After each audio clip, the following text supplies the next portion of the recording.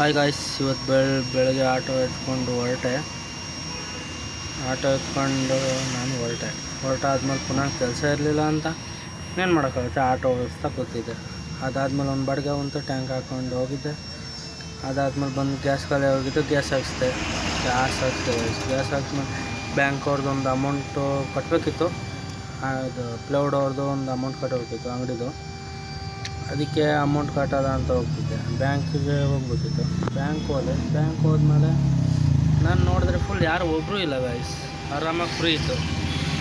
ಎಲ್ಲ ಬ್ಯಾಂಕ್ ಅವ್ರಿಗೆ ಜಲ್ದಿ ಅಮೌಂಟ್ ಕಟ್ಟೆ. ಅವಾಗ ನೋಡಿದ್ರೆ ಅಮೌಂಟ್ಗಿನ್ನೂ ಈಸ್ಕೊಳ್ಳೋಕ್ಕೆ ಅರ್ಜೆಂಟೇ ಇಲ್ಲ ಗಾಯ್ಸ್. ಅದಾದಮೇಲೆ ಒಂದು ಪೈಪ್ ಬಾಡಿಗೆ ಇತ್ತು. ಒಂದು 20 ಲೆಂತ್ ಪೈಪ್ ಇತ್ತು ಗಾಯ್ಸ್. 20 ಲೆಂತ್ ಪೈಪ್ ಹಾಕ್ಕೊಂಡು ಹೊರಡೋದ ಅಂತ ರೆಡಿ ಆಯ್ತಿದೆ ಗಾಯ್ಸ್. ಪೈಪ್ ದಾರ ಕಟ್ಟಿ ಇದು ಮಾಡೋ ಕೆಲಸ ಇರುತ್ತಲ್ಲ, ಅದೇ ದಾರ ಕಟ್ಕೊಂಡು ರೆಡಿ ಆದ ಗಾಯ್ಸ್. ಅದಾದಮೇಲೆ ಸ್ಪಾಟ್ ನೋಡಿದ್ರೆ ಒಳ್ಳೆ ಪ್ಲೇಸ್ ಇತ್ತು, ಅದಕ್ಕೆ ಪೈಪ್ ಇಳಿಸಿದೆ. ಅದಾದಮೇಲೆ ಒಂದೆರಡು ಫೋಟೋ ಶೂಟಿಂಗ್ ಇತ್ತು. ಆಟೋ ಚೆನ್ನಾಗಿ ಕಾಣ್ತಿತ್ತಲ್ಲ ಅಂತ ಒಂದೆರಡು ಫೋಟೋ ಶೂಟಿಂಗ್ ಮಾಡಿದೆ ಗಾಯ್ಸ್. ನೋಡಿ ಸಕ್ಕತ್ತಾಗಿ ಕಾಣ್ತಾಯಿದೆ ಆಟೋ.